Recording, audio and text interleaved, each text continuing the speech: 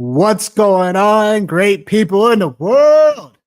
It's your guy, Nicholas Wilcox, alongside my guy, Johnny Main. Johnny, say what's up to the great people. What up? What up? Week 4. Get right, act right. You know what I mean? We're gonna talk about week 5 instead. Forget week 4. We'll throw that week out in the trash because it was a struggle bus. However, welcome to the Fantasy Football Show, week 5. We got the week 4 reactions, the waiver wires, the trade advices, and we'll talk a little bit of Thursday night football as the Falcons take on the Saints. We're gonna dive right into things. Just on things we noticed from week 4 in general. I'm gonna let Johnny go first because I'll hold my thought. Oh man. So a couple things, man, I noticed from week 4 is first takeaway is Derrick Henry is still Derrick Henry, man. The King's still the King. And you go at the King, you best not miss. Definitely did not see that performance coming on Sunday Night Football for sure with Derrick Henry, but hell of a performance for him. It looks like the Baltimore Ravens are back on track. Another thing that I noticed from week 4 is that, and we'll talk about it obviously a little bit later, right? But Green Bay Packers, Minnesota Vikings, man, what a game. You know, that was one of the games I had mentioned on Sunday that I was super excited to see, and I think it lived up to all that hype for sure. Those are really, man, like a couple, like my biggest takeaways, man, is that like the Baltimore Ravens are back on track. The Green Bay Packers are still a problem in the NFC as a whole. They're still a problem. The Minnesota Vikings are definitely for real. Philadelphia needs to get playmakers back. And then the Washington Commanders, another game that you and I had disagreed on. Another one. Definitely probably one of my, just for me, man, personally, probably my best week of the year so far, which isn't really saying a whole lot, but definitely won more games than I lost this week. Got more right from a fantasy perspective. Oh, man. Oh, man. We're already live already. All right, cool. I love it. We got you, bro. We got we'll you. Rehab. We'll rehab. Yeah. We'll rehab you. And man, and the last thing, I'll shut up on my old man rant here, but I just told you about how like last week how I cursed everybody, and we were talking about Rashee Rice, and we cursed him. I cursed him anyway. So yeah, man, what a week 4 is all I got to say, man. Yeah. What I noticed from week 4. I had Rashee Rice in about like half of my leagues, and you could just tell I wasn't a happy camper when Mahomes runs right into Rice, literally off an interception that he produced. So yeah, just praying for great news. Praying for great news with Rashee Rice here. You know what? Somewhere Deontay Johnson is going. That's why I don't run. That's why I don't run and make tackles after plays. That's what Deontay Johnson is saying somewhere. I mean, that's a very business-like move for sure. What else? Yeah, I didn't do great in my leagues this week because a number of things just did not go my way. Just a couple of things just did not go my way, along with the Rice injury, and that's kind of where I kind of ended up. But the good news is I still have a couple undefeated teams. So, of course, in the course as they go along. But what I noticed from week 4 from a football perspective is that, you know, the Vikings are for real in terms of, you know, both defense and offense there. I know Minnesota, they let up the lead. They let up the lead a little bit, but they were able to still slam the door on the Packers, who were definitely trying to make a comeback. Noticing that the Jags are just a team that, you know, again, no one thought this team was be 0-4 at this point. But I tell you this, like, I think some better days are better for some of these fantasy assets. So they might make the buy low segment that we got. But then also, I mean, what else? Do we really think Daniel Jones is a decent quarterback for guys that may need a QB streamer. I don't know. We'll find out. We might talk about that as well. But let's get to our first. Let's get to our first question. All in one show says current lineup for the 10-man PPR that he has is Burrow, Bijan, Jacobs, Flowers, London, Kelsey, flexing Pollard. He said just traded Bijan and Jennings for Kittle, Gibbs, and Swift. Not bad. Not bad at all. Anything else I can move around? He said he got offered Ayuk for Allen. I also have Brees. Is it worth trading Allen and not having Brees' handcuff? Yes. We need some more context too on the team. It's a 10-man PPR league. So Evan? I mean, oh sorry, yeah. Oops, Yeah. that's Evan. Yeah, Evan. Yeah, we need some more context. I thought it was still the. I thought it was still the same. No. Let's take care of all in one, and then we'll get to Evan. We'll definitely do that. So just traded Bijan and Jennings for Kittle, Gibbs, and Swift. Like, yeah, I don't mind that move whatsoever. We all know Jennings is going to disappear because of Debo and Kittle being in the there along with Ayuk. Jennings just becomes what he was before all those guys were out the lineup. So great move on his part to at least get a decent tight end that week is definitely weekend. We got startable. He gets Gibbs. I'm not sure about the Swift thing. But I know people are panicking on certain guys, and we'll get to that. As far as the trade advice window, but as far as another move that can be made, I think you definitely. I really think you could flip one of these other tight ends for a potentially better receiver, like Flowers, London. I'm not in love with in terms of like if those are your 1 and 2s. I would definitely look to see. Flowers, I'm not in love with. I'm not in love. No, not as your wide receiver 2 in this situation. If London's your wide receiver 1, so I'm not in love with that. But I would say I would like to make a move at receiver. Go talk to the Eagles, Eagles owners for receivers as they're on bye this week. I would check with those. I would check in with even a smaller piece that is more productive. Like, again, better days are just talked about it. Better days are around for Christian Kirk. I would yes, sir. It's coming. See if there's still a buy low opportunity there. Calvin Ridley. Mace is gonna be the guy, bro. There's no way the Titans can go back, bro. There's no way the Titans can go back. It's still a situation I don't even want to bother with. Still, man, there's no. You talk about buy low. Calvin Ridley is a buy low candidate right now. I guess, he's a buy low candidate. Man, I don't like Mason Rudolph. He's annoying. He didn't look that well anyway. It was literally just the Dolphins looking that bad, in my opinion. But yeah, that's what I would suggest. What do you suggest for all in one show before we move on to Evan? Yeah, man. Like I said, I think, hey, man, we were on the show last week talking about how we were ready to, trash can Michael Pittman, and what does he do besides go out and torch my Steelers? Whoa, hold on. Context is everything. But these guys, man, here's the thing, though, man. Here's the thing, right? We been preaching it all year long. Patience, man. Patience. And some of these guys, man, I'm telling you, if it's a move around, bro, if it's a move around, you can move some pieces around. Calvin Ridley is dirt cheap right now, bro. That's not what I'm talking about. What I'm talking about is the only reason why Pittman looked that good is because A-Rich wasn't throwing the football. Bro, come on. You got to give people context. Hey, what do you call a doctor that graduates at the bottom of his class? A donkey. A doctor. No, a donkey. No, a doctor. So it's the same thing, man. It's the same thing. No, that's not the same thing at all, bro. It's the same. It's literally the same thing. I think there's a couple places. All right. So we get good news that A-Rich is playing quarterback this week. Now what? I mean, it's by so you probably have to play Michael Pittman. So. You have to play him. I'm gonna leave it at that. You have to play him, bro. I think you need to trade him immediately. If the Rich is still starting. If Flacco now they decide to sit their pieces. So Michael Pittman or Zay Flowers.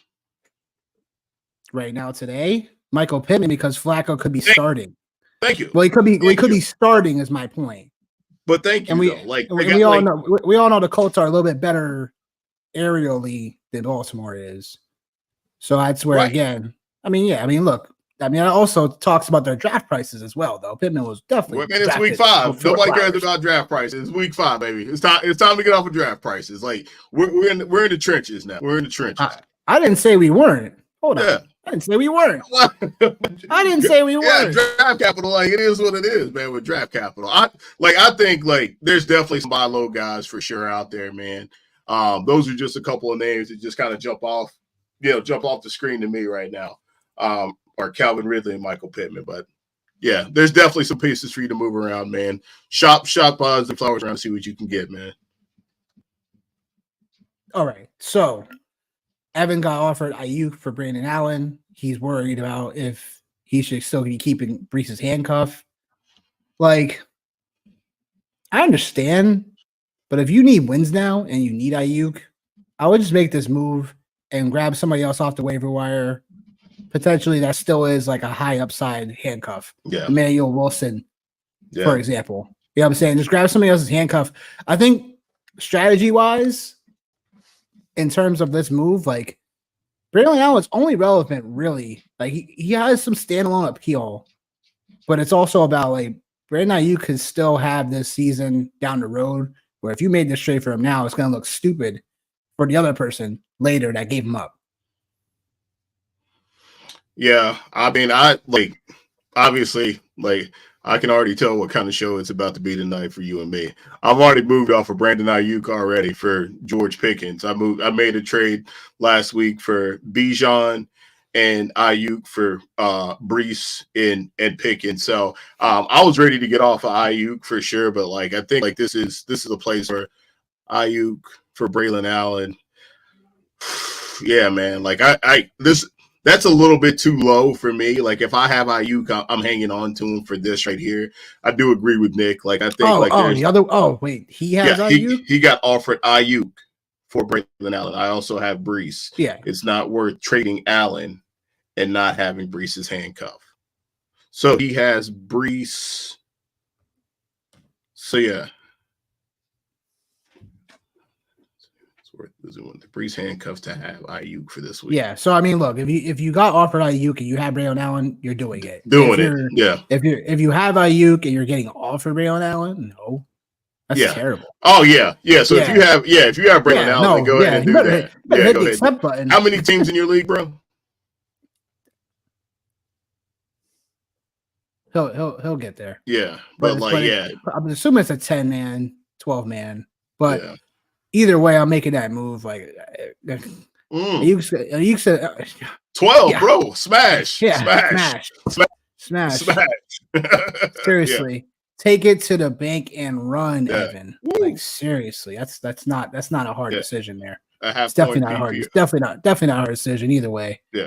There's a ton of guys on bye, need a win, sitting 1-3. So you make that move easily. Running backs are Brees, Pollard, Najee, Madison, Chubb, Braylon Allen. Make that move. DK, Adams, Smith, Jameson, D-Hop, Michael Wilson, second most in points right now. Yeah, look, make that move because that's going to make your receivers even more stronger. And, you have Adams right now. Who knows what's going to happen with the situation? Maybe you're hoping he gets traded like we all are to the Jets. That'd be nice. But wow. But hey, you got to put it out there in the universe. Not all of us. Not all of us are hoping he goes to the Jets. Got to put it out to the universe.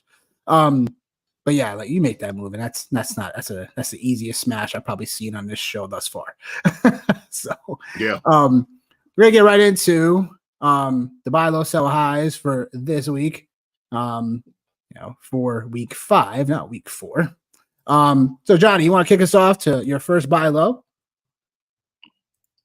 Oh, well, I talked about a couple of them already. Oh, well, yeah. I talked about a couple of them, but like also too, I can't remember if it was the Sunday show or if it was last Tuesday, but I talked about Tyreek Hill. Same thing, man. Same thing. Same thing, man. Like, these are guys you can get low.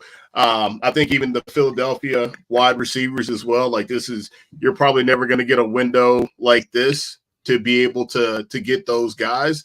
So this is definitely a time where you can buy low on them for sure. Those guys, that's really, man, like the only ones that like really kind of stick out. Um, yeah, no. Those are really the guys that stick out to me the most. I still think, man, I still believe in Calvin Ridley. I do. I think Mason Rudolph, he's not sexy. You might not like him, but he's a competent quarterback and he can get the receiver the football for sure. He can get the receivers the football. So I think it's going to be really interesting to see what happens with this Tennessee offense, because you got to remember, man, like all the things that we were excited about this Tennessee offense was what? They're going to throw the ball. They're going to throw the ball. They're going to throw the ball. And like, okay, now you've got Mason Rudolph. You got your first win. They were just, I shouldn't say they were looking for a reason to sit Will Levis, but like if I'm a first year coach, it's hard to go back to Will Levis after seeing the product he put out on the field for the first, 3.25 weeks this season. So I think Calvin Ridley's a great buy low candidate for sure at this point. And I know the next one it's a little bit far fetched. I think we're getting closer and closer to it. And it's not going to cost you a lot, man. But like at some point, the Patriots are going to have to turn the page on Jacoby Brissett and go to Drake May. And I think when they do, I think we get a chance to see glimpses of Jalen Polk here and there. So I think that's another player that like is a great buy low candidate. But like a few weeks ago, man, like you've missed a window to buy on any Green Bay Packer wide receiver, right? So when these moments when injuries happen and things like that, that's the opportunity that you have to cash in on. So you just kind of going down and looking through the list of players and teams with injuries and things like that right there. Like I said, man, the Tennessee Titans and Calvin Ridley, DeAndre Hopkins, you can probably get him for a bag of Ruffles right now. So if you really, really need wide receiver, that's a team, that's a place that I'm looking at big time for any type of buy low trades. Word. Yeah, that makes sense. I mean, I like Ridley. Don't get me wrong. It's more about like, I'm sure you could probably see what you can get with him as like a side piece throw in versus like the actual main course of a trade. Like that makes sense. It's like back-to-back games of at least just 3 targets though. Like you're hoping after this bye week that they start turning things around for him and start getting him the ball a lot more frequently. And who knows, Hopkins could get traded, and then this could even be even more of a nicer situation if you acquire him. So I do agree with Ridley. It's just I'm not trying to give up too much, for a side dish. That's why he's a buy. Listen, that's why he's a buy low, because that makes sense. if you like you hit on another guy, man. Christian Kirk. Like, yep. They have a prime matchup this week. Call me crazy already, previewing the Sunday, but just at the early onset, like this could be a get right game for the Jags against the Colts. This could be a get right game. It's a get right game for everybody in the league. Might actually save Doug Peterson another week. Who knows? Or this might be the week that it actually gets him game. But I feel good about the Jags offense this week. Going against that, soft Indianapolis defense. So anyways. Yeah, I gotcha. So buy lows for me, there's a ton depending on your elite, depending on your needs, depending on your roster, stuff like that. So I got a couple that I really just want to highlight. It might be a tad too late, but they are on buy. It's the Chargers, and I'm talking about Lad McConkey. Look, I did shout him out in our last show on Sunday about DFS. He turned out, a pretty decent performance. But I think with Lad, we're talking about a receiver that should only be more involved as the season cranks up. As the Chargers, they still try to go one-dimensional, I'm saying at times. But there's going to be times where Lad's going to be able to, be a nice flex play for you week in and week out. I know it's coming because he's the possession receiver on that team. He's not the field stretcher. That's pretty much like Quentin Johnston. But I think in the situation that I talked about last week where you're talking about a Chargers team that's got to, again, want to run the ball. They'll have some nice short passes with Herbert, and then they'll probably take some deep shots downfield. Like in this situation, you probably want a guy like Ladd who can still give you a nice floor with some decent ceiling. And he definitely showed that last week. So he's definitely a buy low for me. Another guy that's definitely on a buy low. It just depends on where you are. More for teams that are probably like a 3-1, 4-0 right now. But it's Cooper Kupp. Like there's a way you could find a way. If there's a guy in your league that's stashing Cup and they're 1-3, like even 2-2, they need to still feel like they need to win. Like Cooper Cup's the guy that I definitely want to buy low on because he should be coming back from his injury sooner than Puka Nacua. And we all know what happens when just Cooper Cup is in this offense. Just straight cooking, baby. Just go back to the Detroit game they played and how peppered, he was overall. My last buy low, well, not my last. I got a couple more depending on your situation. Hurts is on bye this week. Again, he pretty much will get his weapons back this after the bye week for them when it comes to AJ Brown and Devontae Smith. So Hurts definitely a buy low because there's definitely some people that are probably skeptical right now because they've seen Hurts without his weapons and they're kind of shaking in their boots a little bit. But he could be had. I think the biggest buy low right now, regardless of what you got, even if you have a decent quarterback, is Patrick Mahomes. Look, I know Patrick Mahomes is probably the worst we've seen him, both real life and from a fantasy production standpoint. But Mahomes can probably still be plucked off for something, as far as still like a buy low situation. So I understand people might be a little cringy about trying to inquire about Mahomes and what that might be trading for. But ultimately, I still think Mahomes is the guy that you want to overall have in terms of Mahomes is a guy that's going to be still a stud. He may not be able to have the QB1 performances that he's had before, but I do see that Mahomes can still be a top 5 QB rest of the stretch very easily. Another running back that could still be bought low on, I got a couple, and I hate to say it, but we have to look at, again, we have to throw last year out the window. We need to understand that, hey, there's a new year. J.K. Dobbins is definitely a buy low, and the only reason why is because he's still getting used very, touch-wise low, so they're keeping volume there, and we need to throw out the window of, injury risk, because everybody's injury risk. As we can see, everybody's at risk for injury. Everybody. So with a guy like Dobbins, he's definitely a buy low, still a sell high for me, but you can still buy low depending on the situation. Because look, running back is still scarce for everybody. And if we have a guy that in Dobbins who's still going to lead a backfield that's going to want to run the ball, and they're going to manage his touches, which is still a good thing in my opinion, because they're going to get the best burst out of him. I still think he's still a buy low, but if you have him, you want to sell him high, he still makes that category for me. One more, Stevenson for the Patriots. Definitely a buy low, definitely more of a side dish piece in a main trade. But with New England upcoming against Miami, granted, game script should call for them to run the ball. And I know Stevenson hasn't looked the best, but that's why he's a buy low. Because against Miami, he could really turn out a decent game. And then who knows after that? So if you need running back help, QB help, what I'm saying? There's some receivers I just went over. I'll even give you a tight end, Brock Bowers. Especially if Adams is going to leave town.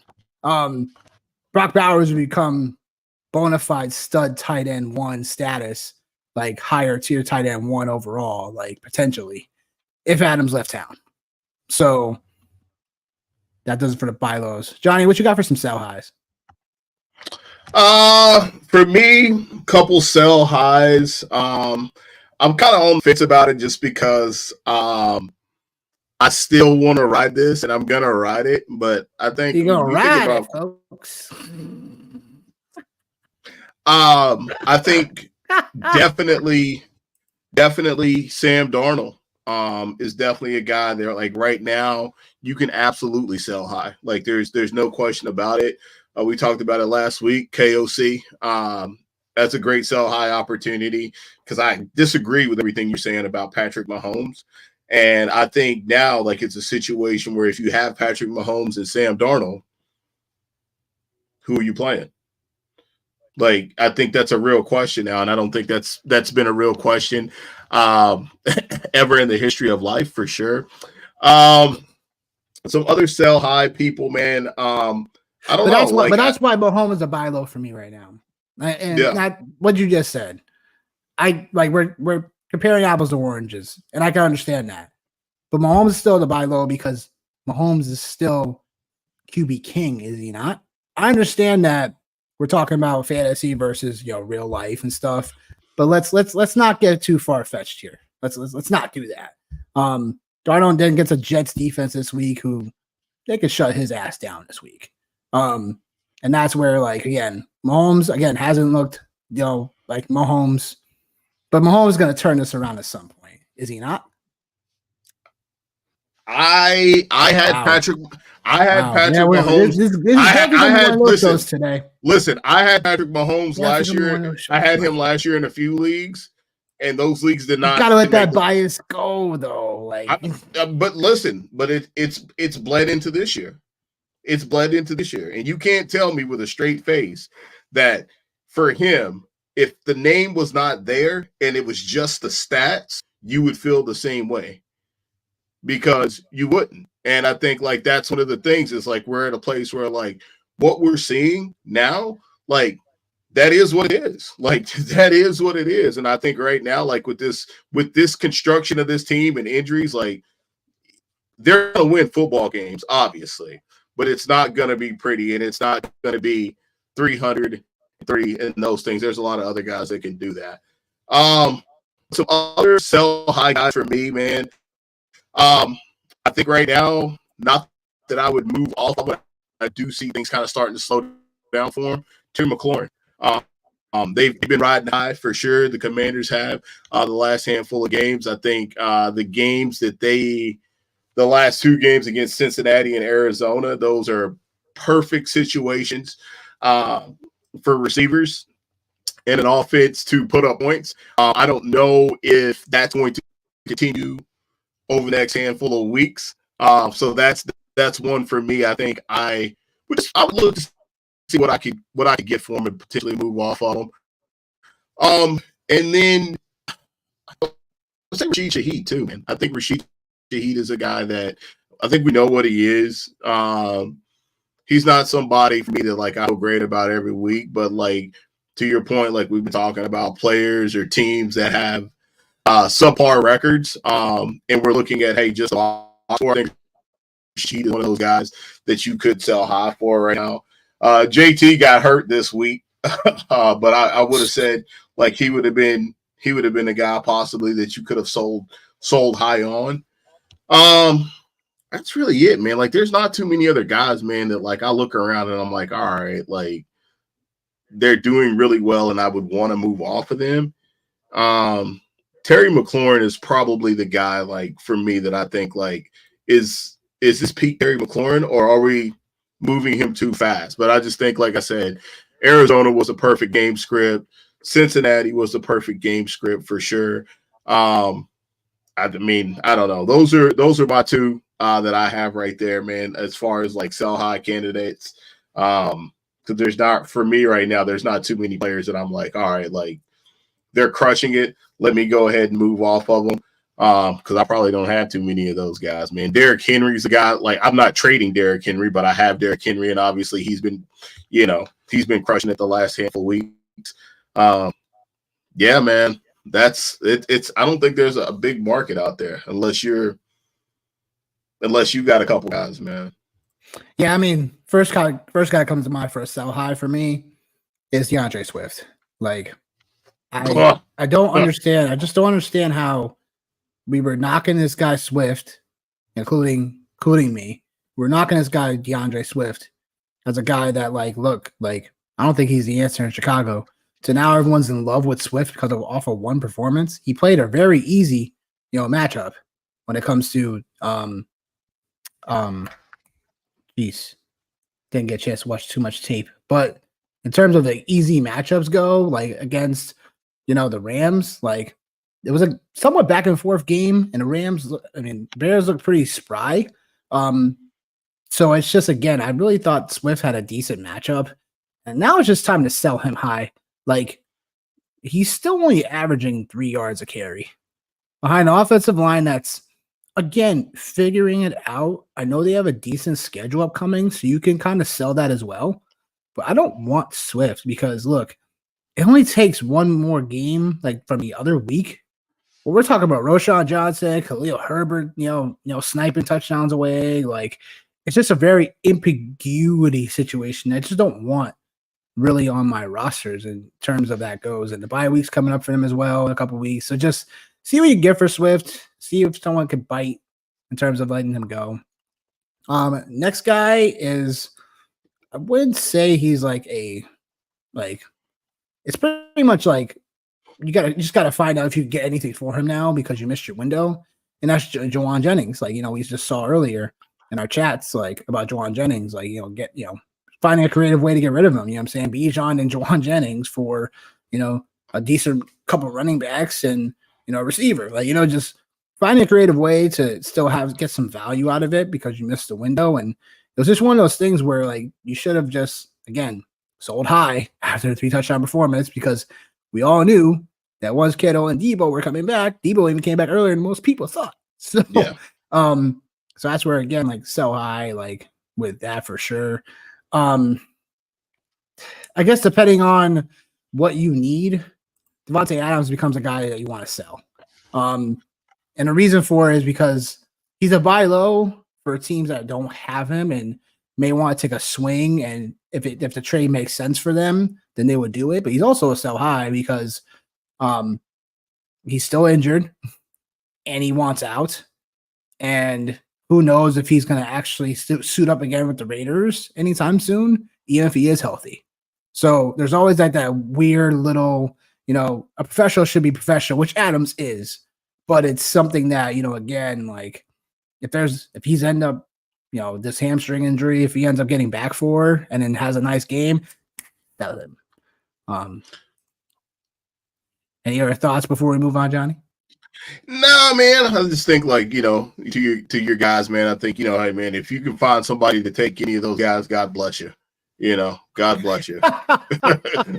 That's all. And you're rattling all those names. I'm just thinking, God, man, if I can find anybody to take those players, man, we'd be doing good. Question in regards to what we just talked about with Adams if he gets traded to the Jets. That is a good question. What happens to Garrett Wilson rest of the season? Garrett Wilson falls to I would say a lower tier wide receiver too. I would say he drops down a little bit because the Jets kind of run a slow pace. And Rodgers, we all know, like, he likes to zero in on a couple of guys. I think if anything, Mike Williams would definitely drop down, like, to a very, obscure level already. Alan Lazard, not too sure. He would be in and out. But, I mean, if Adams goes to the Jets, we're talking about then if there's any rumblings and any truth to that, because they've been saying that for a while. But if Adams does go to the Jets, that would be an interesting move for everyone involved. But remains to be seen. What do you think, Johnny? I think if both of them go to the Jets, as a non-biased opinion here, I think both of them are wide receiver twos. I think Devontae's already been that already. I think he could have been potentially drafted as a wide receiver one if you took a robust running back approach on draft day. But, like, if you put these two guys together on a team, I don't think this is going to happen personally because this team looks toxic from the outside looking in right now. They look toxic. But yeah, like, I think you're looking at a pair of low end wide receiver twos. If Garrett Wilson and Devontae Adams end up being teammates. And I think, man, like, I think Devontae, like, obviously, whenever you request a trade, just my old man rant. If you request a trade at that point, man, it's kind of like, it's out of your control now, right? Like, it's out of your control. And he wants to win. I think that's evident. And when you think about, like, where are some places he could go to win, I don't think it's the Jets. I think, call me crazy, I think the Buffalo Bills are a place that nobody's talking about that would make sense. I think, that's probably that's the place. You dirty boy. That place makes the most sense to me, man. Like, just looking like that makes more sense than, I mean, because the Raiders aren't going to trade with the Chiefs, man. Let's be real. Like that ain't happening.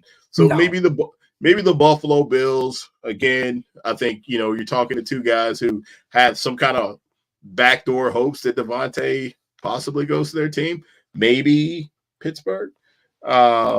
Maybe that's a possibility. But like past that, man, like it's slim pickings out there, man, for him. You know what I mean? So rest of the season if Devontae doesn't go there. What do you think, John? What about Wilson if Devontae? Man, I'm still hanging on. Yeah, like I'm still hanging on to Garrett Wilson, man. Like I think with receivers, I've seen this too many times where they start off slow and then all of a sudden they catch fire. And you got to remember, right? Like this is brand new for Aaron Rodgers and Garrett Wilson. This is brand new. And I think it's so different.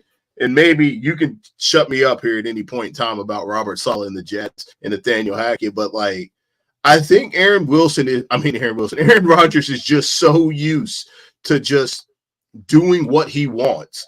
And like that now the fact that there's like some sort of parameters around like what it is that he's doing, I think you see the frustration boiling with him. But like I'm not going to if I have Garrett Wilson, I'm not gonna trade him. Like I have him in one league. I'm not gonna trade him. I'm going to hang on to him because more likely than not, at least for me in my situation, my roster construction can support him as far as like him not living up to that wide receiver one title so far. But yeah, man, like no way I'm trading Garrett Wilson, man. Like right now, I'm just not doing it. Yeah, if I have Garrett Wilson, which I do in a couple leagues, I think what you just said was perfect, John, in terms of like, can my roster support him? Like through these, these floor games that he's had so far, right? Hasn't been much special for Garrett Wilson. I still think he's a very good buy low candidate because again, when Rodgers and Wilson figure this out, because when they figure it out, yeah, like it's gonna be a very scary thing for your fantasy opponents if you have him, because Garrett Wilson's just gonna go off. So again, they're gonna figure this out. It's taking a little longer than people thought, and that's understandable. But I think if, again, what can you get for, what can you acquire, give up to acquire Garrett Wilson? Like you could take a Chuba Hubbard and a low end receiver and potentially get him. Maybe he still got you your 10 point. He still got you your 10 last week against one of the top premier corners in the league, man. So like, right. So. Someone offered me Wilson and Stafford for Rice and Pacheco last night in a redraft superflex. Like, let's hold the brakes. Yeah, it sounds like they're trying to take you down through there. So they're trying to knife you in the back and leave you in the alley. We're trying to do this to you and leave you in the back alley on that trade. That's horrible. It's awful. It's awful. We don't know anything on what's going on with Rice just yet. Nobody knows still. They said they might not know until next week, Scheffler said.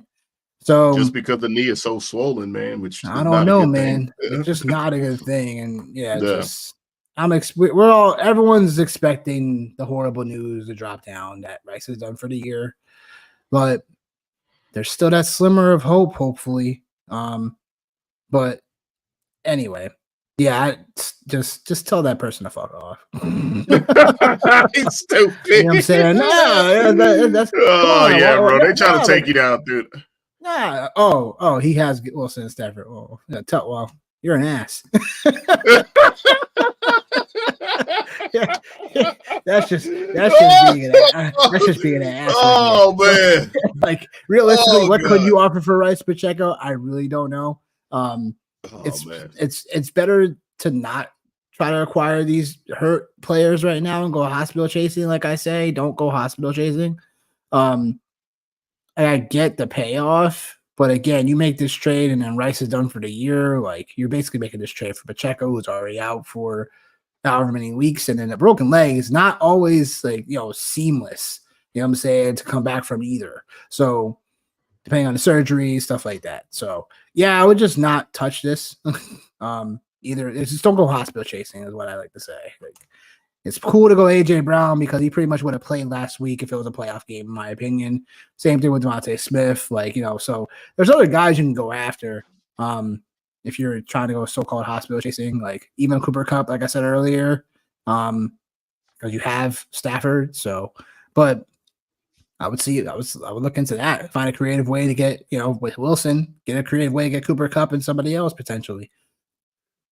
Excuse me. But yes, going back to our waiver wire, we're going to waiver wire week 5, and we got a lot to cover because this is probably the biggest week for waiver wires this week upcoming, John.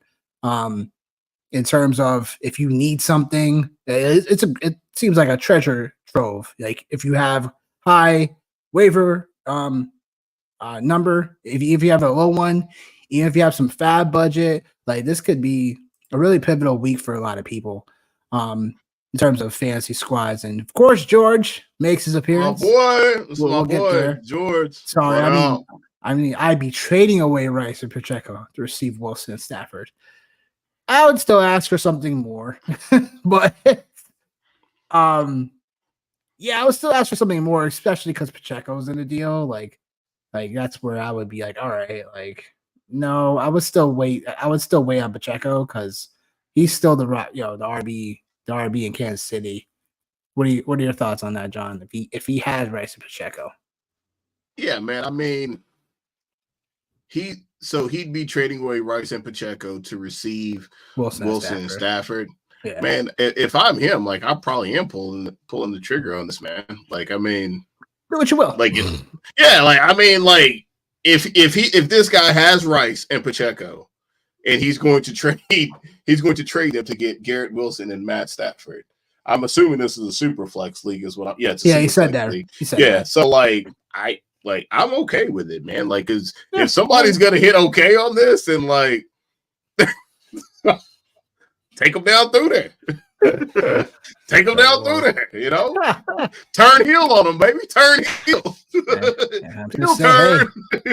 Smash the accept button. Sure. You know what I'm saying? Why not? Because at this point, you're probably already needing some production and stuff like that. So, I mean, yeah, like, look, again, at the end of the day, I always tell people, make your own decisions, make your own thoughts and opinions. You know what I'm saying? Don't just listen to some random guys on YouTube. But I would say, like, look, if that move makes sense for you, just make the move and be okay with it. But if it doesn't make sense, if you're looking for get a little bit more out of that, then yeah, I would. George, coming back to our session, of course. My God, man. My God. Our local standard guy. Yeah. My God. My God. All right. Chase Brown's available on the waiver wire. Should I pick him up? If so, should I drop Coleman, Javonte, or Roschon? My thing is I'm still dropping Roschon. But again, the Bears situation is just all over the place. The only reason why I'm saying to drop Roschon is because I still think Khalil Herbert can still have an opportunity to take over this backfield at some point. But that's just me. Again, the Bears situation is just not something I want to be, I want to be a part of. Coleman still has an opportunity to be a decent receiver for Buffalo. So that's why I probably would still hold on to him. And then with Javonte, like, Denver's a freaking mess, as well. So it's like, the only reason why I wouldn't drop Javonte is I still believe in Javonte. In terms of hopefully he can definitely turn it around. But I would just drop Roschon in this situation. What are your thoughts, John? Woo, man! This is a really unique situation here because you have Chase Brown, who just is coming off of a hot hand, and then you have Roschon, which you mentioned is like that's like a nightmare for running back situations. Javonte is a shell of himself. Keon Coleman is like, I don't know, yeah, like. If I'm dropping anybody, I probably am dropping Roschon. Like if I'm dropping anybody out of those three to get Chase Brown, but like it's you're essentially robbing Peter to pay Paul, and in this case, like yeah, like you know what I mean? Is he? Yeah, like I'm full of one-liners. I can't help it. Well, no, like the situation is very similar, right? Like it's a committee approach. obviously Cincinnati's better than the Chicago Bears for sure. Yeah.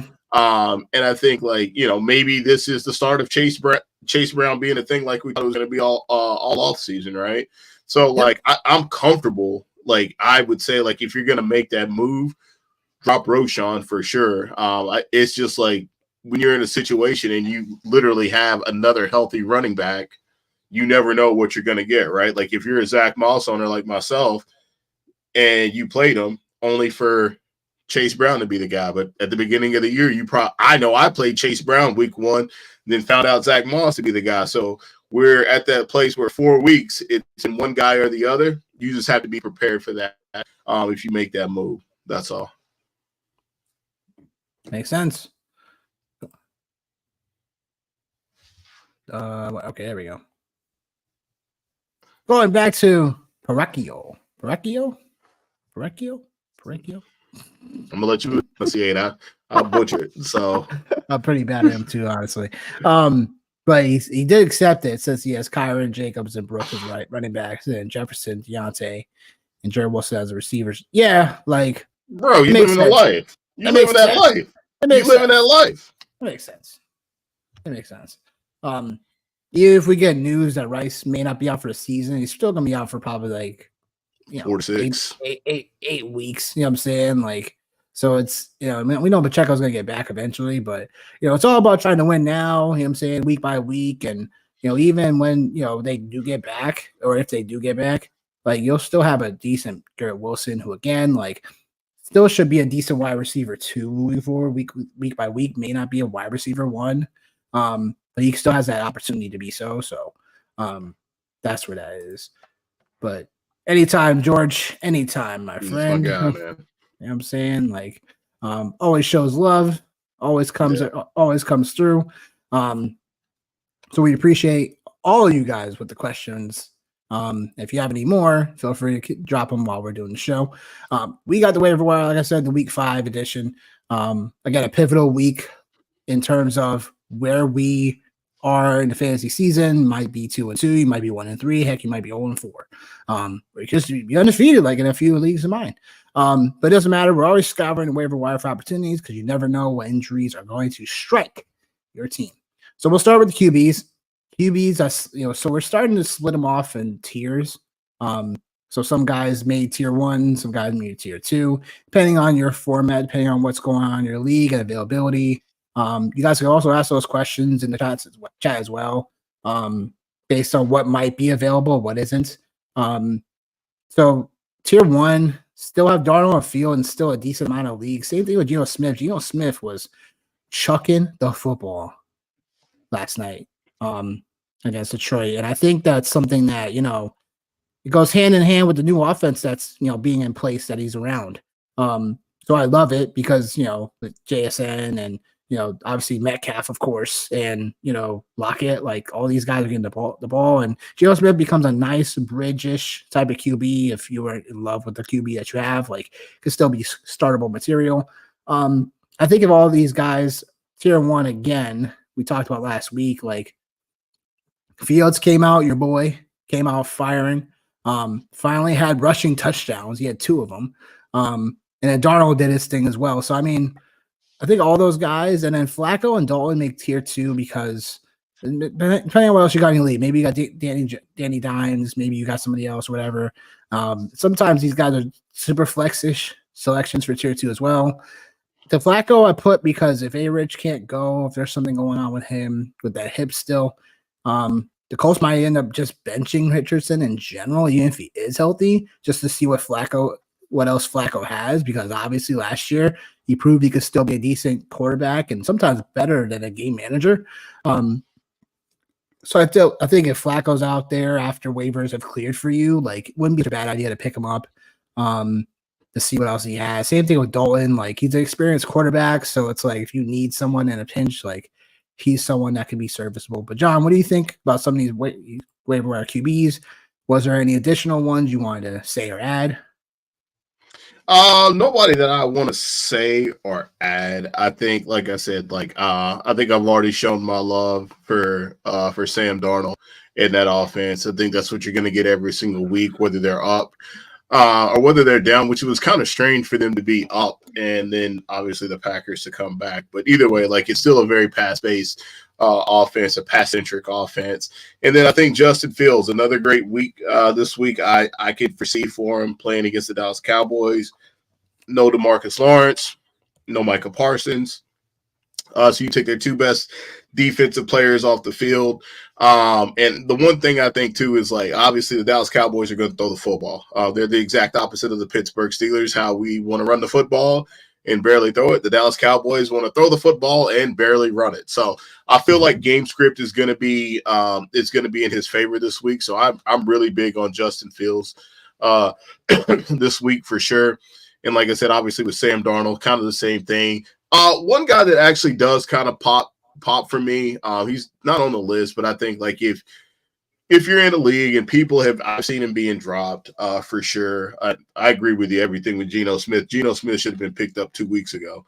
But like I think Trevor Lawrence this week, I think this, again, I'll say it again, I think this could be a get right type of game for him against that defense.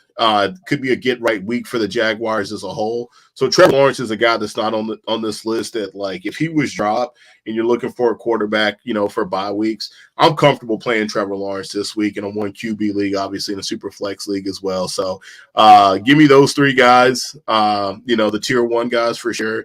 And I'll throw Trevor Lawrence in the mix as well. Makes sense. All right.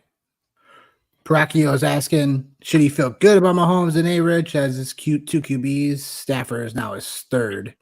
I mean, making that Stafford trade makes sense. So it's A-Rich still a wait and see situation. I know he's been terrible. But I think, if Flacco gets the opportunity to start, like this could spell, a bit of trouble for A-Rich. But I still think he may still get an opportunity still to do to have one more crack at this thing. If it's not, this upcoming week, it's somewhere down the line. So he still should be someone I still have, hope for. But as long as I have Mahomes and Stafford at least as my bookends, like that's fine. You're kind of screwed for week 6 though. Because Chiefs and Rams are both on bye on week 6. Yikes. So, got to figure out something else there. Yeah. What were you saying, John? No, like I think like, right, like if this is the thing, like with anybody that like if you spent draft capital on for starters, I think that's a different ball game than draft capital versus trade. And draft capital versus starters in your own roster, like you drafted Patrick Mahomes and you drafted Anthony Richardson to be your starting quarterbacks. And I think like with Anthony Richardson too, like you got to understand, like this guy is essentially still a rookie and he's going to take his bumps and bruises. And, I caught a lot of heat and I have some Anthony Richardson shares. So I'm going to just say that before I say the next thing I'm going to say. I have him. He's my Scott Fishbowl quarterback, which of course he would freaking get hurt and his team would win after I shit on him last week for doing absolutely nothing. And he really does nothing this week. And his team beats my team. And I also have him in my Warrior Bowl as well as my starting Superflex quarterback. But like for all of the talent that Anthony Richardson has and all the glimpses that we've seen last year, I said this at the beginning of last year. Anthony Richardson, when he was in college and me being a UT guy, he was not somebody that I ever looked at and was like, damn, like we got to go against him. Like we got to go against him. Like something that's just scared me. And I think the first couple of weeks, like I gave him the grace and was like, okay, like those first 2 or 3 games that he played in, he was pulling the ball down and he was running, et cetera, et cetera. And it was making for like, oh my God, like if this could happen. And I think I may have fell victim to the trap with him. And just that, like, I'm not saying he's not going to be anything, but like, man, like it's starting to feel like we might have been duped with Anthony Richardson. We might have been duped with him for sure. So I'm at about 60-40. So that's a very long-winded answer for me. But like, you know what you're getting with Matt Stafford, good, bad, or indifferent, right? Like, what you're getting with him. And for Patrick Mahomes, even the things Nick was talking about and I'm talking about with him, that like, no, he's not the de facto number one overall QB1, because I think we all know at this point there's probably 8 to 10 guys we could definitely say we would rather play on a weekly basis over Patrick Mahomes, right? But you still have Patrick Mahomes, who will still make good decisions and still has the upside to be QB1 on a slate. We'll say that for sure, but he's been QB2 for quite a while. And Matt Stafford, I think the game script for these guys is going to give him the opportunity to be throwing the football a lot. So for me, Patrick Mahomes, Matt Stafford, until Anthony Richardson either A, gets healthy, or B, shows me something. Yeah, it makes sense. Yeah, like I said, Fields should not. If Fields is somehow still on the waiver wires like this, he should not be. He's easily top 12 QB rest of the season. After what he produced last week, so he had the rushing. He had over 300 yards through the air. Like everything was there for Fields. So we're not scared of that anymore. Going to the running backs, because running backs are going to obviously be all over the place in terms of where you're at, what you might need, what might be available. So we got tier 1 is Bucky, Kareem Hunt, Chase Brown, Justice Hill, and then tier 2 Emmanuel Wilson, Antonio Gibson, Garendo, Sermon. In terms of other running backs, that's going to be available depending on your league. Braylon Allen, if he's still out there, he should not be. Rico Dallas still out there, he definitely should not be as well. We saw pretty much him take over the Dallas Cowboys backfield this past week. Was there any other players that we might be like saying, hey, if he's out there legitimately, you need to pick him up? But what do you say, John? I'm just saying. I mean, Jalen Wright. That might be somebody you might want to consider depending on your situation. Looks like I guess Devon Achane got a little dinged up last night. We don't know where Raheem Mostert's at. He's fine. I would say I would put him in the mix. Yeah, man. Audric Estime, I think obviously got to try to figure out what's going on with this Denver backfield. That's kind of a mess. Yeah, man. I think that's kind of where those are just two names that aren't on here. But Bucky Irving absolutely should be had at this point. I think it's becoming clearer and clearer that he is absolutely the early down runner for this offense. And if you get the good Baker, this is an offense that can put up a ton of points. Obviously, Kareem Hunt, he's somebody that Andy Reid trusts at this point after the Carson Steele fumbles this week. So that was very interesting to see as well. Justice Hill, he has value, man. He has standalone value. At this point, I think we can't turn our heads to that for sure. Even in a scenario where Derrick Henry is running for 200 yards almost, Justice Hill is still going to get reps. And I think obviously the passing situation. So game script, he's a guy that is going to be on the field. He's going to play. That's okay as far as a flex play. Chase Brown, we know what to expect with this offense. Looks like they're getting back on track. The last tier 2 is more of a stash for me, man. Emmanuel Wilson, I think I've said it probably for the last 2 weeks. Guy looks like he's got pop. And then, man, interesting fun fact. I don't know if you knew this or not.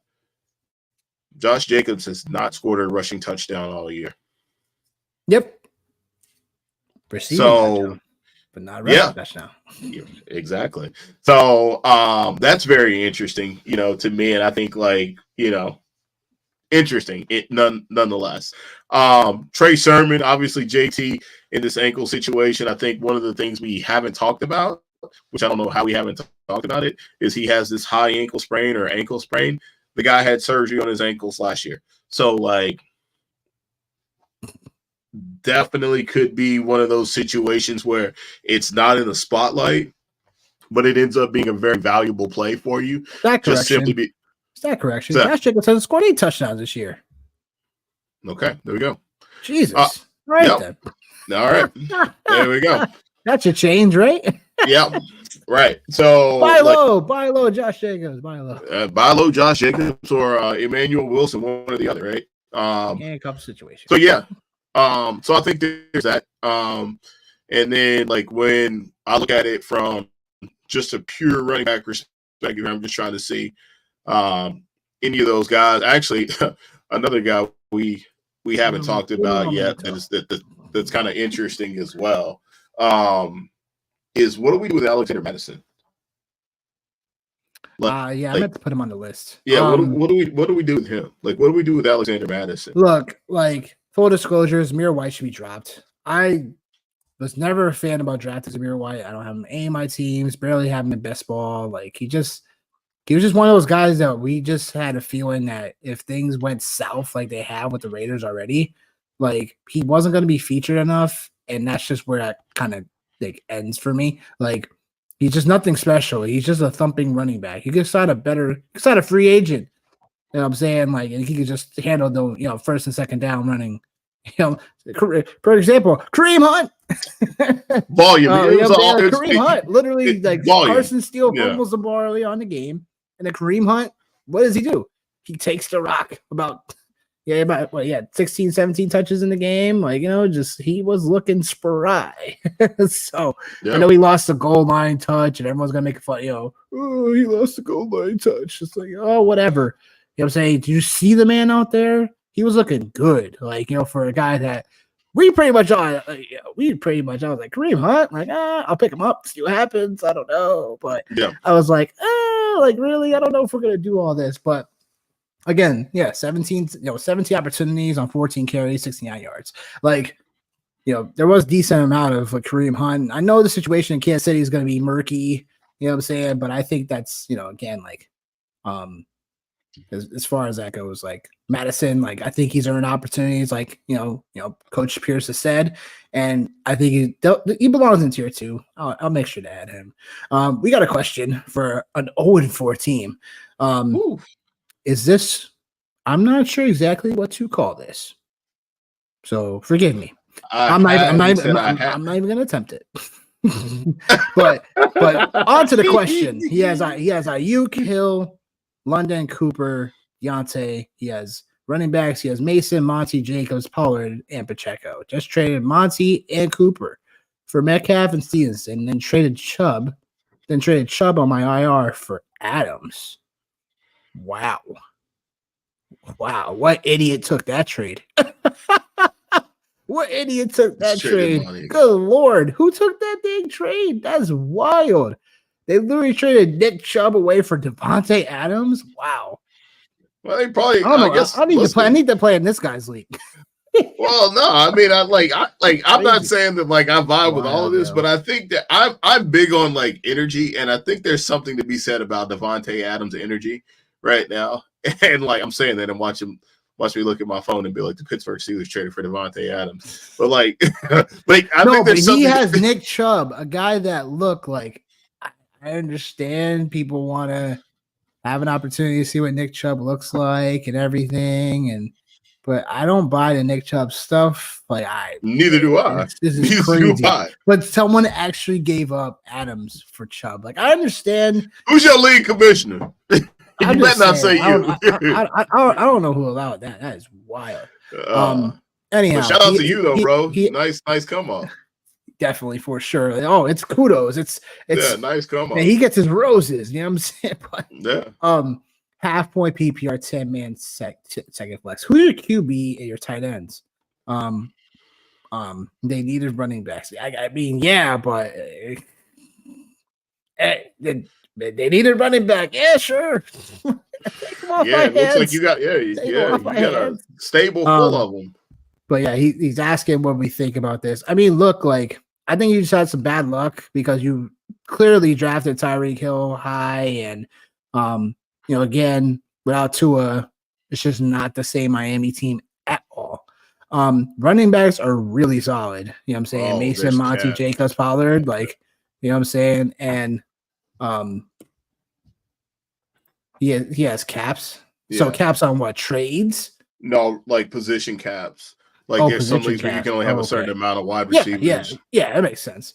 But I'm curious who's your QB and tight end because I don't see either of those there. But I would say for 0-4 team, I just think there's better days to come. The only thing I would say is if you're really nervous about Tyreek Hill, which in this situation I probably would be.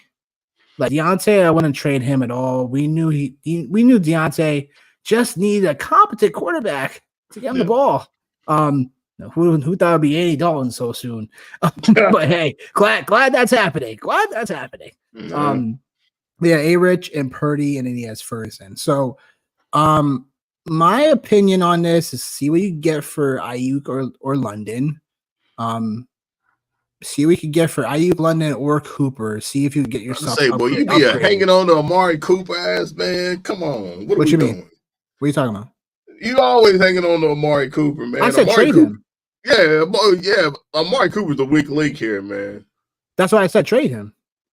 You talking about Drake London and Deontay? I said see what you get for these guys. I'm saying. It's straight up Cooper for me, man. I'm gone. Well, yeah. I mean, obviously, but some people might not bite. And that's why I said you got to be more open to seeing if someone's going to be able to, if someone's going to inquire about Ayuk or London, like you got to find out what they're offering. So I would say if it really becomes brass tacks for you because you're 0-4 and you have to go to Tyreek, because you got to look at yourself and be like, all right, your running backs are really solid for rest of the season. Now it's all about trying to get more great floor players and, while trying to keep Tyreek Hill. But if you can't, if he's in your way from stopping your team from becoming, a championship caliber team, then you got to trade him for great pieces. So it's just, again, the trade value right now for Tyreek is, again, like everyone loves Tyreek, but it's like without Tua or without a decent quarterback, it's like Tyreek becomes from a bona fide top 5 receiver to like a middle of the pack wide receiver 2, dare I say, end of the wide receiver 2 spectrum. So it's just got to be real about the situations. So you said Cooper is gone. All right. So wait, now I'm confused. You don't have Cooper anymore? He doesn't have Cooper anymore? He just traded Monty and Cooper for Metcalf and Stevenson. Oh, yeah. Okay. All right. Okay. Gotcha. And then he traded Chubb for Adams. Okay. I was still looking at the team. My eyeballs were not on the other side of that. But he traded Monty and Cooper for Metcalf and Stevenson. Yeah, good move still. I would still make another move. Because as much as I love Metcalf, the reason why I didn't draft him enough was because I was a bit concerned about consistency. I was worried about him having a solid floor. We all know what Metcalf can provide, great ceiling. It's just more about how much of a decent floor can he provide on a weekly basis. So I would still make another move, but Tyreek, Metcalf, Ayuk, London right now, like that looks solid, but I would still make another move. But John, what are your thoughts on this overall? I think DK, man, I've been super high on DK all season for sure. So I think for me, DK is out of the group of wide receivers. DK is the one that's untouchable for me right now. I'm not making that move with him. I do think Ayuk and Hill right now. If you can find a way to move either one of those guys, that's cool. I'm looking at I know it's a 10-team league, and I'm just trying to think about where you can upgrade, man. QB. Yeah, that was my initial thought, and of course, my mind went to Sam Darnold, Justin Fields. Like, find someone who has 2 QBs that's willing to come off of them for sure. That's the easiest way you can upgrade right now. Yeah. QB or tight end as well. Because having A-Rich or Purdy is like at a 10 team is like just barely scraping by in some cases. Like, see what in a situation like this, I'd love to see what the Kyler Murray owner is thinking after seeing back-to-back games of Kyler looking like, what is going on here in Arizona. Because I'm kind of questioning that. It'd be all right. But I think it'll be fine. But I think it's worthy of seeing like who would in panic mode and pony up for that and see what's going on. Like this 0-4 team is not the worst squad. So it's, again, some of this stuff is just luck in some cases, but it's also great to see what else you can get. But I would definitely think about quarterback for sure. Oh, wait. There's got to be a QB you could upgrade. He was asking about Nico. If you get Nico, bro, do that shit. Do that shit. It's a little slow on my end. Yeah, he said, you can heal for... No. Oh wait, hold on. Ayuk and Hill for Nico or Garrett Wilson and Mike Evans. Bro, what you doing? Give me Nico. Give me Nico. That's both of one. them for Nico? Nico is the one guy. Like I literally I had like this whole thing like mapped out. Bro, I had this whole thing mapped out, and I was like, Nico Collins is a superstar, and I didn't take him anywhere, dude. And I am regretting that, bro. I couldn't do it. Oh my god, you're wild. I don't know if I'm wild, honestly. Ayuk and Hill for Nico or Garrett no. Wilson. Well, if I'm reading the question correctly, I thought it was Ayuk and Hill for just Nico. That's what I saw. Or he said Garrett Wilson and Evans. I mean, if it's for Garrett Wilson and Evans, I would be a little bit more inclined to look into that one more. But if I'm trading Ayuk and Hill for Nico, I find myself struggling on that one. You should be able to get something back, man. You get a throw in for that, man. Like you. That's what I'm kind of saying. Yeah. Like so that's where it becomes like all right. Yeah. He said he offered me Murray and Singletary for London AR. Kyler Murray and Singletary for London AR. Yeah, I wouldn't do that trade. That's a ripoff. And he said Ayuk. Dang it, stupid thing. And AR for Daniels and Singletary. Yeah, Jaden Daniels. Yeah, he said Jaden Daniels and Singletary. It's a little bit more fair, but even then, your guy Singletary, bro, was right all along about him. 4 weeks in, and way to call it, Chief. Sure, the Giants stink. The Giants suck. The Giants suck. I didn't say they got to be good. I just need a guy that's going to get the ball 20 times. That's it. Oh, no. The Giants suck. They do. I don't care. The Vigil asks, what caliber of running backs can I get for trading away JSN? I have London, Nico Brown. I'm assuming that's AJ Brown. And Chris Godwin. But we got running backs. Who are your running backs, I would ask? And then if you're trading away JSN, I would look to see if I can get JSN straight up for Montgomery. See if I can get him straight up for Najee Harris. Maybe guys that Josh will get Jacobs some. We were just talking about. I would see JSN for Brian Robinson. You can totally do a trade for JSN and make this an equal trade depending on what running back you're targeting.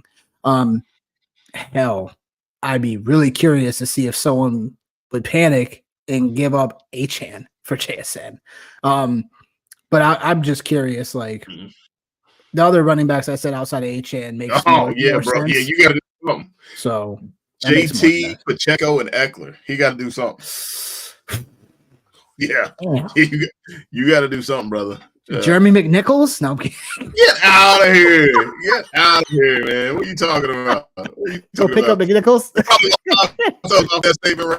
But by the way, McNichols is fool's gold, in my opinion. If he's on your waiver wire after waivers, I could have been stacking major chips on Sunday if the touchdown would have been Brian Robinson from a DFS. Yeah, I'm sure you were major chips, bro.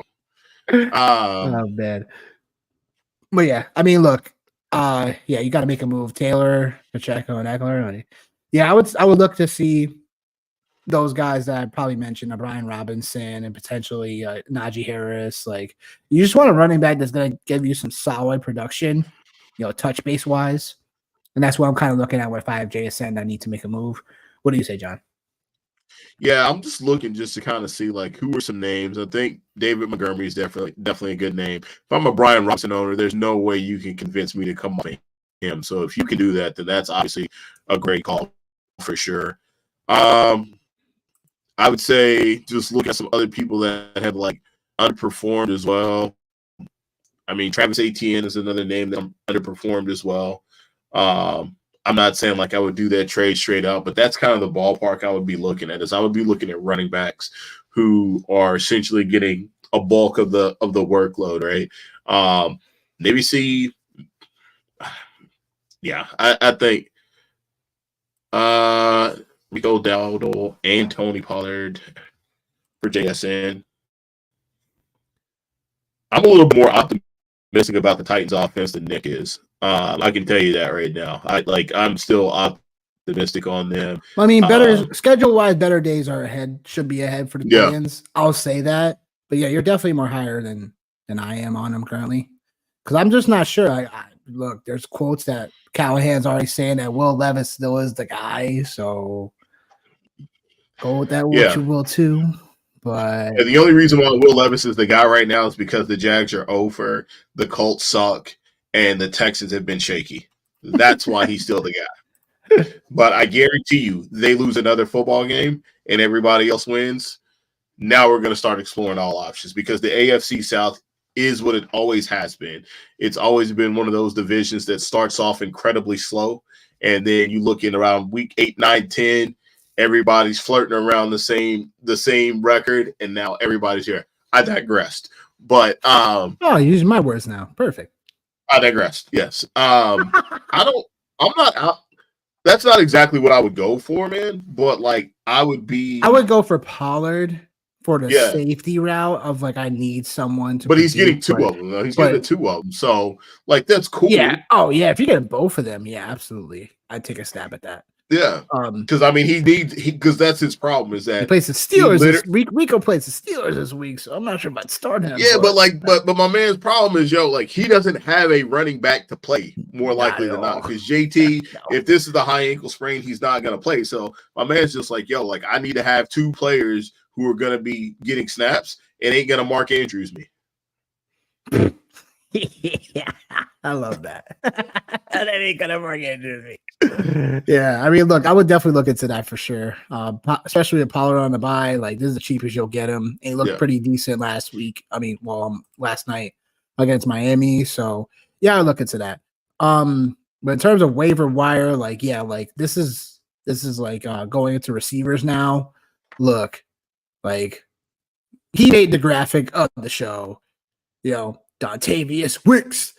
We have to talk about guy that I am looking to spend a ton of fab on, my number one claim on, because I hate to say it about your guy, Christian Watson, but yeah, I mean he won't make the IR, which is good news. But in terms of Wicks was just getting peppered with targets, the chemistry was there, everything. No, I can't say it. Delusional. It's saying, should I hold on Ingram? Yes, you should. Yeah. Unless someone's gonna give him up a decent trade for him, then yes, I would. We're just seeing Evan Ingram injury Giants Ingram again, unfortunately. So we just have to wait to see what he can produce. I think he's still the tight end that is the last of tight ends that you spend a pretty, middle high pick on in drafts, and you're hoping that he can just come back and just, settle into things in Jacksonville again. But I would still hold on to him for the moment, because you have, because him and I'm not sure who else you have at tight end, but I would say just hold on to Ingram. I think he said Ferguson. I think that was the other guy though. Yep. No, you're right. You're right. Yeah. That might be the other guy. Hold on. Jeez, man. Been slow. Yeah, but Dontavius Wicks, that's who you were talking about. You're talking about my man Christian Watson. Yeah, so here's the thing. It's not Christian Watson's fault. Jordan Love gets hurt. And then when they get back on the field together, Christian Watson gets hurt. It's just that's the business we chose. But Dontavius Wicks, man, he's all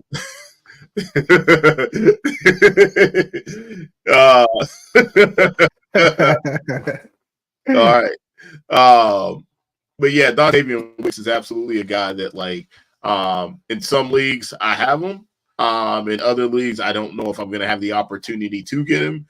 One of my home leagues I play in, they have a short bench, and I always tell the commissioner, I'm like, bro, we have to approach this league so much different because the benches are so short, and you have to make decisions to get to these players. But this is why I don't actively and aggressively go on the waiver wire for these moments right here. So this is like what I've kind of been planning is this right here. And then there'll probably be another moment later on, 5-6 weeks down the road, right before the playoffs get ready to start. So I can set myself up in a position. So in case a running back injury happens, but Dontavian Wicks, I think like, man, we have seen too many flashes of this guy. Yeah, he got peppered with targets. Obviously the game script was like that because they were playing from behind to get back. But yeah, man, like I'm excited. I got him stashed in my draft night out team that is 4-0. So I'm yeah, so I'm excited about that. Whatever, man. For sure, I'm excited about that. And then Don't worry. Have your little victory lap right now. Have your little victory lap. Listen, I was there there 15 minutes early before you, man. We couldn't even start the draft. We couldn't even start the draft because we were waiting on you. Yeah, I'm having it. You left me hanging. You left me hanging, bro. I'm having my victory lap because all y'all did was shit on my draft. Oh man, you taking Derrick Henry that early? Oh man, James Conner. Blah blah blah blah blah. I rest my case. Have your victory lap. Trust me. I am taking notes. Don't worry, you can go back and rewatch it, man. I ain't rewatching this. Trust me. I'm watching this in the future while I smack that roster up. Trust me. All right. Don't worry about it. Cool. Guess who's got Barkley on that squad? All right, yo, that's good. Who's got Barkley on that squad?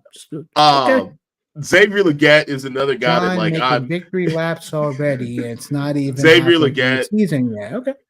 Oh my gosh, Xavier Legette is another guy. I'm pretty excited about his opportunity to play. Again, being an SEC guy, seeing him play, he was a guy that I was really hoping that the Pittsburgh Steelers would have taken a chance on. I love everything about this guy, man. His physicality, his hands, just his demeanor, obviously overall. And I think now, obviously, he gets an opportunity to play alongside Deontay. And it looks like this Carolina Panthers offense is starting to click a little bit. So I'm pretty excited just about him. And I want to say, then Wan'Dale Robinson, man, like I'm glad to see him finally kind of emerging into a fantasy viable asset.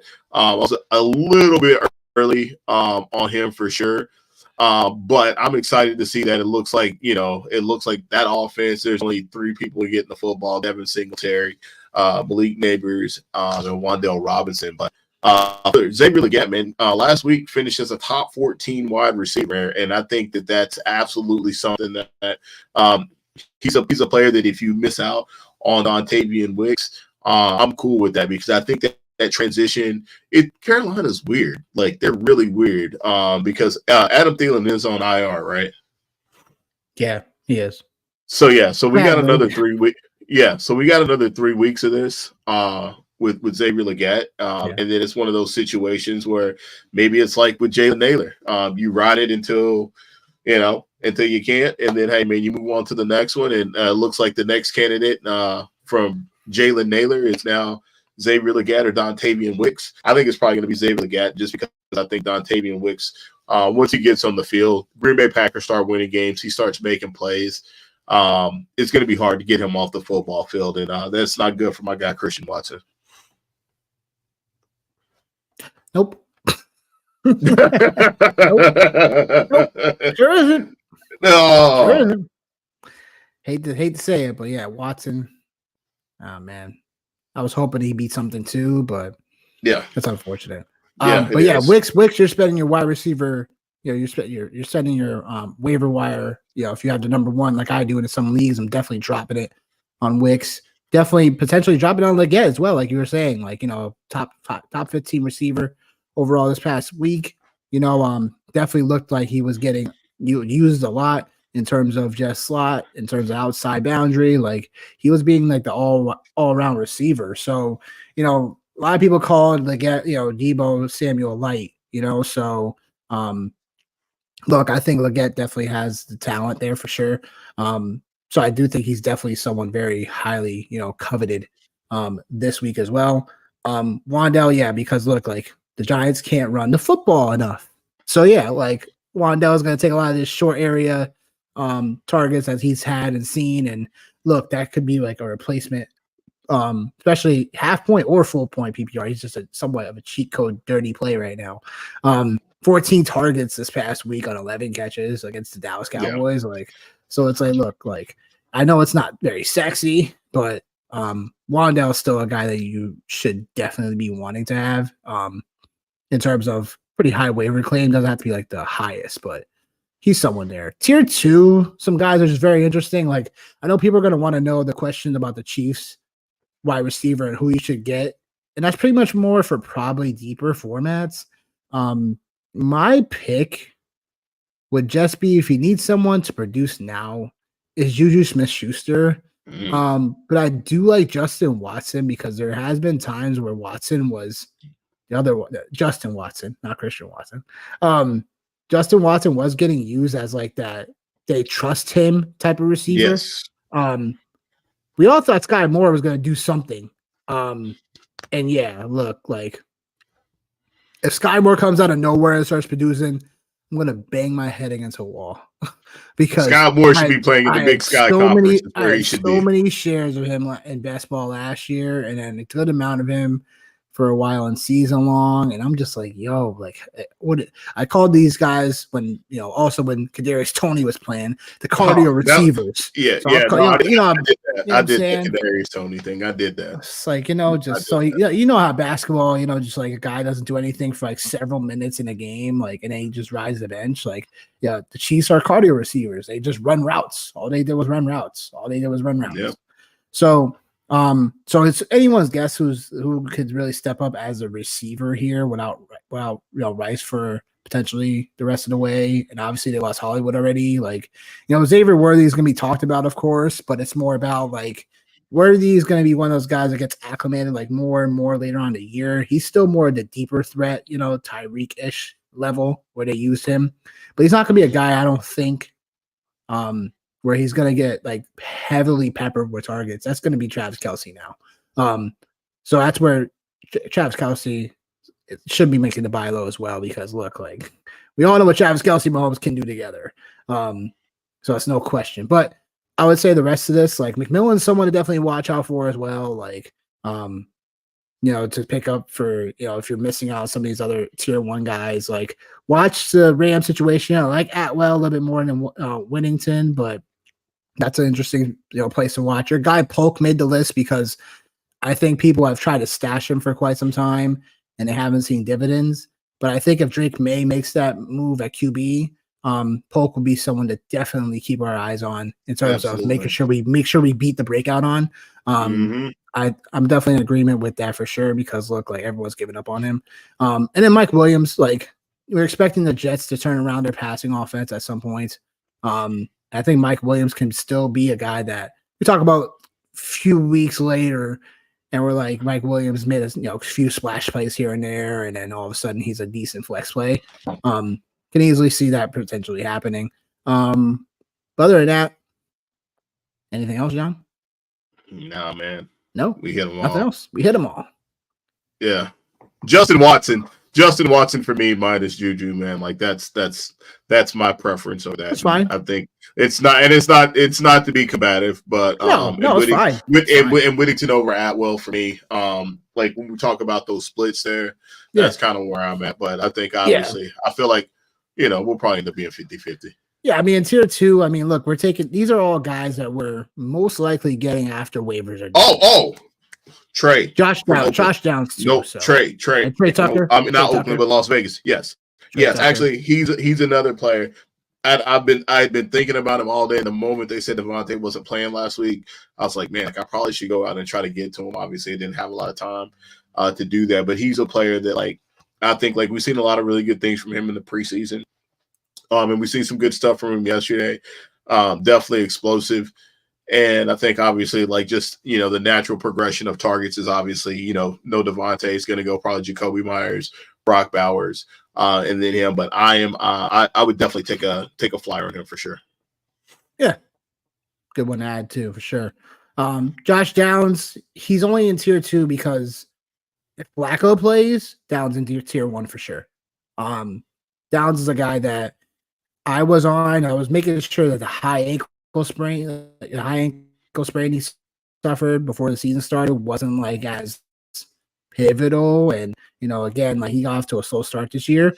But I do like Josh Downs, especially if Flacco plays. It's more if Flacco plays than A Rich, because Arish just still hasn't provided us with providing even Pittman with a solid working share of targets every week. So Downs is a tier 2 for the moment, but if we hear news about him and Flacco potentially starting, Downs is someone I definitely want to pick up in general. So moving on to the tight ends, there's no tiers for the tight ends because tight ends been so crap this year. There's always so many available. Like Hunter Henry will add to the list too, but Tucker Kraft becomes the guy that you don't need to spend your number one waiver claim on, but right now he's the tight end 5 in the year. Tucker Kraft, tight end 5 in the year. Bro, I'm just going to tell you. Next year, bro, really? next year, I'm not even drafting a tight end until my next select pick, bro. I'm telling you, I'm done. I am done. Yeah, there's been so many tight ends that were I hitched my wagon on Musgrave when I was drafting second tight ends at least. And yeah, man, Tucker Kraft has just played, way better. You know what I'm saying? He was a tight end 2 last week. It was crazy. I'm like, really? The only thing that even makes me halfway happy is that my Isaiah Likely, pick is actually panned out. And it's only panned out because tight end has been so bad. And Kyle Pitts is a thing only because tight end has been so bad. That's it. Yeah. I mean, AJ Barner was tight end 6. Blake Whitehurst, tight end 8. Drew Ogletree, tight end 7. Lord, Austin Hooper, tight end 8. Freaking Hooper, yo. Yeah. Josh Oliver, tight end 10. And wait a minute. Dallas Goedert, tight end 11. And I'm going to stop here. Sam freaking Laporta, tight end 12 on the week. Boy. Where have we gone? Where did we go wrong, God? Where did we go wrong? I'm talking man, listen, bring back Jay Novacek. Bring back those guys. Bring back Jason Witten. Hard hitting Jason Witten from the University of Tennessee. Jesus. Man, God, it is bad out there, bro. It's terrible in the tight end streets for sure. But Tucker Kraft, like I said, tight end 5 in a year so far. You got Taysom Hill is looking like the running back of this team before he got hurt again. This guy's always getting hurt. And then Juwan Johnson, I put here because I think he deserves a look. Because again, anybody that's playing tight end deserves a look, bro. What are you talking about? Pretty much, you're right. Yeah. But I would say because we're looking at a guy that should at least play, team 75% of snaps or more this upcoming week. Playing in Kansas City, they'll have a few, if Taysom Hill's definitely out, then they definitely need Juwan to at least step up a little bit. And then Parkinson, who, he's been someone that's, again, should be a safety blanket of Stafford. It's still more of a floor play than his ceiling, but if he's available, he should still be, on rosters. Shouldn't just be outright dropped. But in terms of tight end, yeah, look, who's tight end 1 in a year? No, go for it. You do know. Not off the top of my head, bro. I'm cooked. Dallas Goedert.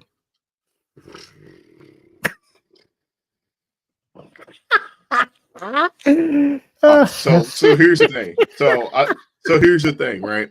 So this is what drives me Your face said it all. No, I'm about to get ready to go. I'm about to get ready to get on one real quick. Literally, week 1, I play Isaiah Likely in the MVP spot on FanDuel in a showdown slate. He's this close away from catching a touchdown. Sorry, speaking of Likely, sorry. What do you think about if you should drop him or not in terms of production for the Ravens? I mean, I'm not dropping him yet. He's the best tight end on the roster. He's the best tight end on the roster. You know what I mean? And at this point, you can probably drop him and find somebody else to plug and play. But when does it reach a point where like Mark Andrews, like we didn't mention him in the buy low segment because people were probably giving him away. Like I think he's still like I don't want to say he's a thing, but like he's still going to see the football occasionally, man. Like he's still going to see the football occasionally. Like I'm not like I'm starting him, but like I have him and Tyler Conklin. So like, what does that say, man? Like I just think tight end is such a wasteland, bro. It's a That like like I ain't gonna tell you not to. Like, but I mean, for me, like I hitched my start in this guy's wagon, so I'm gonna ride it out and see what the hell happens. Yeah, that makes sense. And Jackson had a question in regards to should I move Cook and London for Hill and ETN at full point PPR? The rest of my roster is Daniels, Darnold, Kincaid, Ertz, Lamb, St. Brown, Flowers, Kirk, Rico, Javante, Mason, and Henry. Jesus, should I move Cook and London for Hill and ETN? No, I would probably still keep the Cook London side because again, if we're finding out more information about if Tua is going to be back, then yeah, this comes a little bit more appealing, but still, I would still want the Cook and London side for the moment. Look, ETN, I told people to buy before going into this past week, but man, like, yeah, man, our two buys on that segment were not really good, man. Like ATN and Ramondre, man. Like Ramondre, yeah. We swung and missed. It's gonna happen. But I still would buy ETN, just not at a price tag that makes me come more out of pocket than I would want. Yeah. So finding a subtle way to still acquire him if you really want to do that. And then with Tyreek, it's like, I think Tyreek becomes, a great asset to trade for at some point. But it's like, what am I giving up for him? Am I giving up like a guy that's really safer floor right now? I would potentially just hold tight. Again, and we need to find out what Tua is going to be doing. The bye week for Miami is upcoming. So it's like we got to figure out what's happening here because and we got to give Snoop another. We got to give Snoop another week, man. Do we though? Yeah, we got to. Dude. You have to give him another week, bro. Of course we do. You got to give him, but it's you got to give him another week, man. Because realistically, bro, like again, bring back preseason football. Week 1 is starting right now. Football. Week 1 is starting now. Week 5 is when the season. Oh, week 1 starting there. Oh, okay. Yeah, it's like, dude, these guys don't play. They don't fucking play in the preseason, bro. They don't play a snap, dude. They don't. I know, like, they scrimmage and practice and stuff. Like, I get it, man. But, like, they don't play the game. Herm Edwards, they don't play the game. So, like, I think we're gonna get ready to see offense taking uptick, man, the next couple of weeks for sure. Sorry. I mean, it's fair to say. That's definitely fair to say. I understand your point. The good news is that we have statistics and everything now to be like, all right, like we can kind of stand on some things that could be true, some things that might just still be an outlier because that's the NFL as well. So, but yeah, that's it for tight ends. Streaming defenses, there's only a couple I could really think of, especially if on your waiver wire. I like the Colts, I like the Seahawks. I also like Denver as well. I didn't put that as well. So I like the Broncos as well. They've been really playing really good defense right now. So that's where like I'm kind of at when it comes to some of these streamers. The Denver situation, they're playing the Raiders this week, and obviously if Adams is not playing, like them, divisional game and everything should be a little bit more lower scoring. Like definitely digging Denver. The Colts playing, against the Jags who have been struggling. Like man, I tell you, somebody in that game is gonna make somebody some money on the. Do I need to say any more?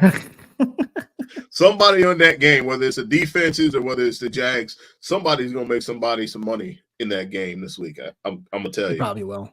And then Seattle gets the Giants, and Seattle, besides Monday night, because Detroit just kept on, golf was perfect last night. Literally perfect. Got more. And he even got a receiving touchdown. Got more receiving TDs than like 8 of your favorite wide receivers out there. You know what I mean? One and of like probably 100% of your tight ends. Yeah. That's what they do is they catch touchdowns and they do nothing. And Amon Ross probably got more Yeah. throwing touchdowns than some of those guys as well. Yeah. Yeah. Man. What a freaking year. You just can't script this type of stuff sometimes. I guess my deep league special that might not be available, but you could probably play this week and then probably drop the next week is New England playing Miami, playing against Huntley.